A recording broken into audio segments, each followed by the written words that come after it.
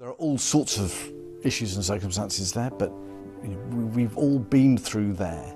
For decades, Prince Edward was a name rarely spoken in royal scandals. He was the youngest Windsor, the quiet observer, the prince who never chased headlines. While his siblings fought battles in the public eye, he remained in the background, a man of silence in a family that thrived on spectacle.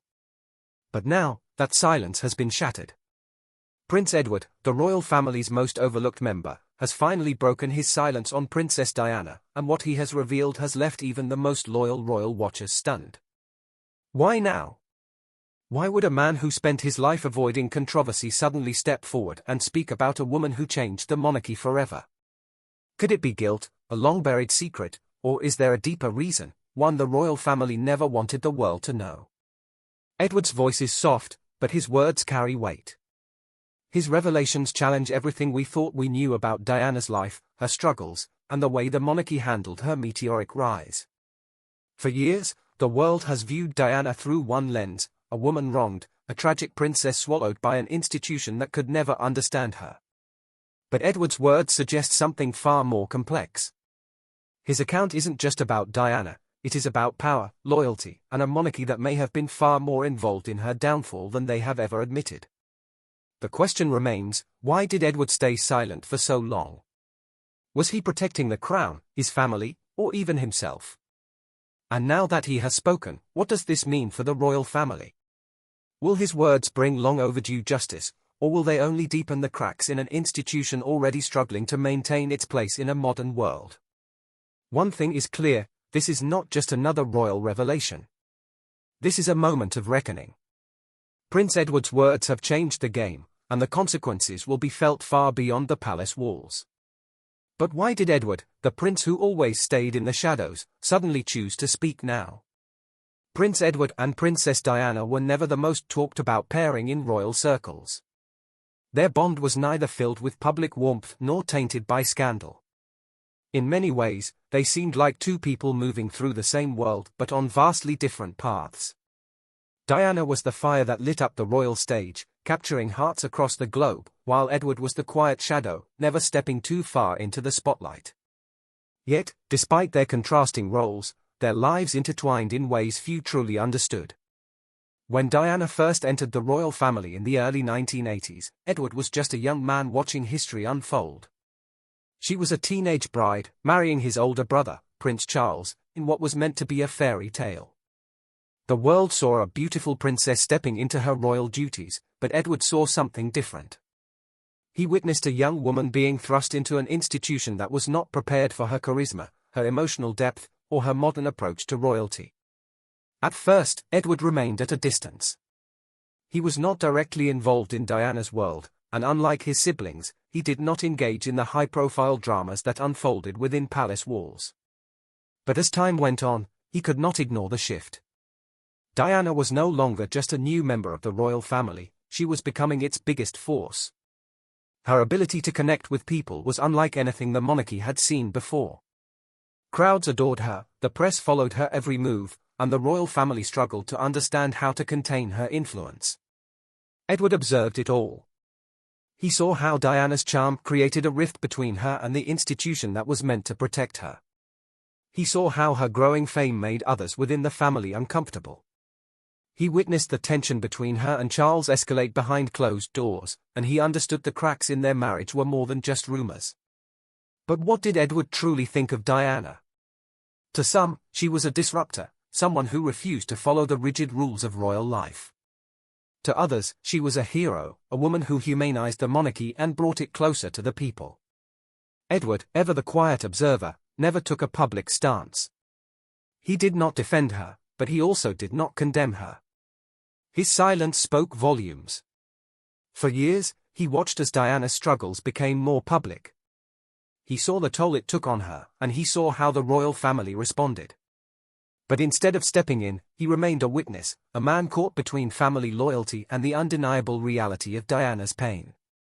Edward may have stayed silent, but he had a front-row seat to Diana's most turbulent years. For centuries, the British royal family operated under a single, unshakable rule: control the narrative. The carefully constructed image of the British royal family had been built on dignity, discretion, and an unwavering distance from public scrutiny. The phrase, "never complain, never explain," was more than just a motto, it was a survival tactic. The monarchy thrived on mystique, revealing only what they wanted the world to see. But then came Diana. From the moment she stepped into the public eye, Diana rewrote the rules. She was young, vibrant, and deeply relatable in a way no royal had ever been before. While the rest of the family kept their emotions locked behind palace walls, Diana wore hers openly. She cried in public, spoke about her struggles, and acknowledged her pain. In doing so, she shattered the illusion that the monarchy was untouchable. Prince Edward, though not an active participant in these conflicts, watched as Diana's rise caused shockwaves within the institution. The royal family had never dealt with someone like her before. She was supposed to be a supporting figure in Charles's life, but instead, she became the main event. Crowds chanted her name, the press obsessed over her every move, and even world leaders seemed more interested in meeting Diana than the monarchy itself. With each appearance, her popularity grew, and so did the tensions behind closed doors. The royal family was no longer the most powerful force in their own story, Diana was, and that was a problem. The monarchy's image depended on unity and tradition. They did not welcome change, and they certainly did not welcome personal revelation. But Diana did not follow those rules. She spoke openly about the pressures of royal life. She admitted to feeling isolated, unloved, and unsupported. She broke every unspoken rule, and the public loved her for it. Edward, ever the silent observer, understood the impact this was having. He saw the monarchy struggle to keep up with a world that was evolving. He witnessed how Diana's presence exposed the family's inability to adapt. For decades, they had controlled every aspect of their image, but Diana was uncontrollable. Her openness was both her greatest strength and the monarchy's greatest fear. She connected with people in a way they never could, and that made her a threat, not just to Charles, but to the entire institution. The more they tried to manage her, the more obvious it became that the monarch's grip on its legacy was slipping. Edward never spoke about these struggles at the time, but he saw the battle unfold. And years later, as he finally found his voice, it was clear, Diana had forever changed the way the world saw the royal family. Edward witnessed firsthand how the royal image was both protected and shattered by Diana's presence. Princess Diana did something no other royal had ever done, she made the monarchy feel human. For centuries, the royal family operated like a distant institution, bound by protocol and tradition. They were meant to be symbols, not individuals. But Diana changed that. She was warm, emotional, and openly compassionate. She did not just wave from a palace balcony, she stepped into crowds, held hands with strangers, and looked people in the eye. She brought the monarchy down from its pedestal and into the real world. For the public, that was revolutionary. But for the royal family, it was a crisis.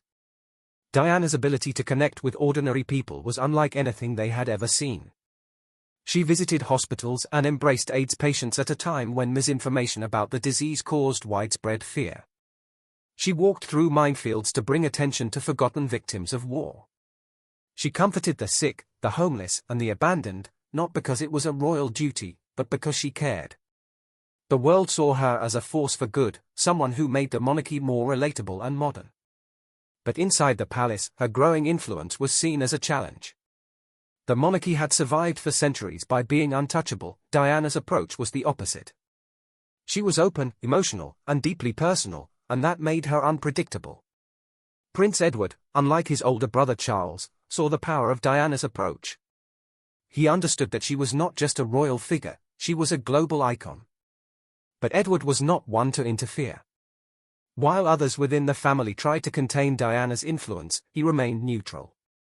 He watched as she balanced the demands of royal life with her need for independence, and he saw how that balance became impossible to maintain. Diana's independence was both her greatest strength and her greatest struggle. She refused to be molded into the role of a quiet, obedient princess. She spoke about her emotions, her fears, and her pain. She let the world see behind the palace walls, and the monarchy was not prepared for that level of honesty. The question remains, did Diana help or hurt the monarchy in the long run?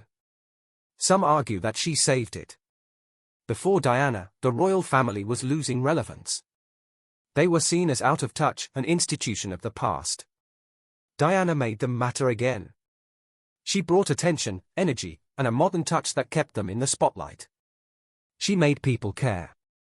But others argue that she exposed the monarchy's greatest weakness, their inability to evolve. By showing the world that she struggled behind the palace gates, she revealed that the institution was rigid, unfeeling, and unwilling to change, and that revelation left lasting damage. Even today, the monarchy is still trying to repair the cracks that appeared during Diana's lifetime. Edward never took a side. He was not the future king like Charles, nor was he a rebel like Diana. But he was there. He saw it all, and while he never spoke about it publicly, his silence did not mean ignorance. Edward remained on the sidelines, but he saw the cracks forming long before they became public. The world stood still on August 31, 1997, when news of Princess Diana's tragic death in a car crash in Paris spread like wildfire, sending shockwaves across the globe. People flooded the streets in mourning. Candlelight vigils burned through the night, and outside Kensington Palace, an ocean of flowers grew by the hour. Diana was more than a royal, she was a symbol of hope, kindness, and change. And now she was gone. The grief was overwhelming. People sobbed openly in the streets, unable to process the loss of a woman they had never met, but felt they knew. She was the people's princess, and the people were heartbroken. But while the world mourned, the royal family remained silent. Their response, or lack of one, was a disaster of historic proportions. The monarchy's rigid adherence to tradition kept them from reacting in a way that felt human. No public statements, no lowering of the flag at Buckingham Palace, and no visible emotion from the royals. The family retreated behind palace walls, following the same old rulebook they had used for centuries. But this time, it did not work. The public turned against them. Questions filled the air: where was the Queen? Why was Charles not speaking? Why did it seem like the royal family did not care? The backlash was fierce. Newspapers condemned their silence, celebrities called them out, and even the most devoted royal supporters started to question whether the monarchy had lost touch with the very people it was supposed to represent. Prince Edward, always the quiet one, found himself caught in the middle. He was devastated by Diana's passing, but unlike his brothers, his grief remained silent. He had no public role in the mourning process. He wasn't a widower like Charles, nor a grieving son like William and Harry. He was simply a brother-in-law, one who had witnessed Diana's struggles, who understood her challenges in a way few others did. But despite this, he could say nothing. Even as the Queen finally addressed the nation, the damage had been done. The monarchy had shown a level of detachment that people would never forget. Diana's death became a turning point for the royal family. It forced them to evolve, to show emotion, and to acknowledge that they could no longer afford to remain distant, traditional figures. Edward remained in the background as the institution scrambled to repair its image. He watched as his family shifted, softened, and tried to rebrand themselves in a way that would keep them relevant in the modern world. But he never spoke about his grief. He never shared what he thought of Diana's death, the family's response, or the backlash that followed. Yet, years later, as he finally found his voice, it became clear that his silence carried a deeper meaning, one that is only now being revealed. For decades, Prince Edward remained silent while the world debated Diana's legacy. He watched as the royal family struggled to balance public admiration for her with their complicated history. He saw how every documentary, every book, and every interview about her reignited discussions about the monarchy's failures. But through it all, he said nothing, until now. Edward's recent statements about Diana have stunned royal watchers. Unlike previous royal admissions, his words are neither defensive nor dismissive.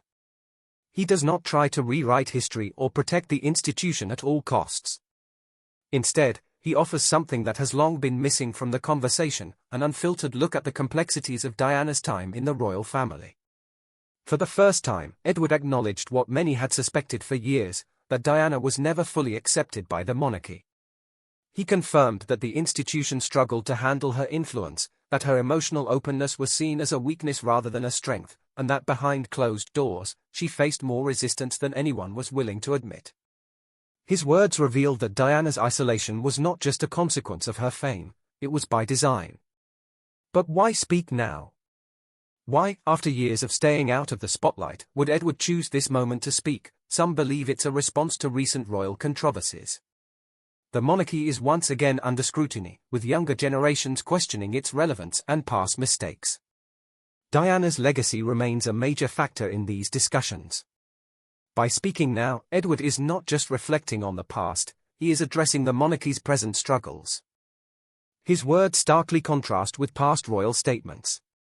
When Charles spoke of Diana, it was with formality, carefully measured, avoiding anything too revealing.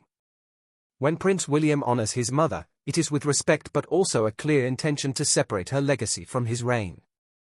Even Prince Harry, who has been the most vocal about Diana's impact, speaks from a deeply personal place, driven by his own experiences.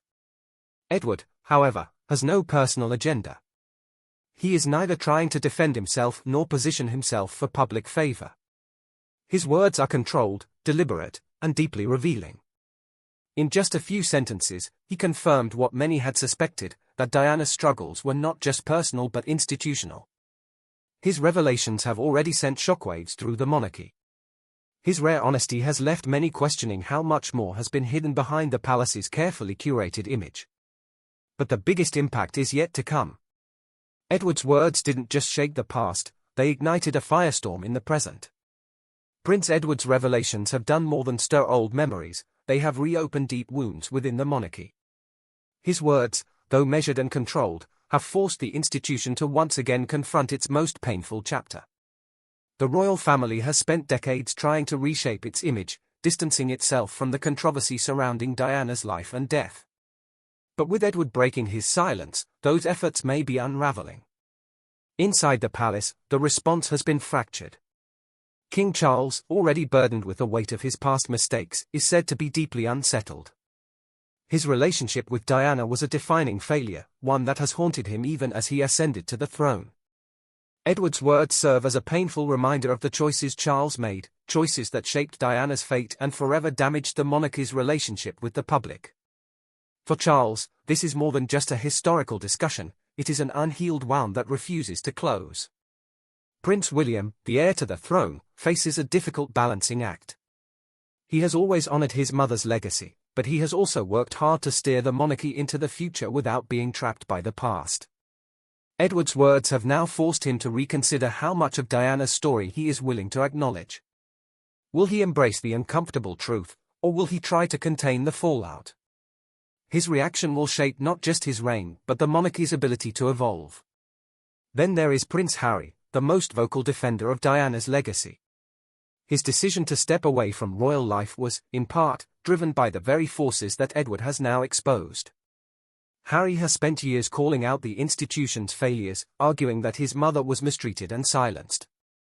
Edward's statements might vindicate him, but they could also deepen the divide between him and his family.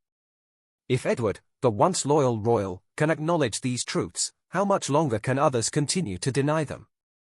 Beyond the personal tensions, there is a larger question: what does this mean for the monarchy itself?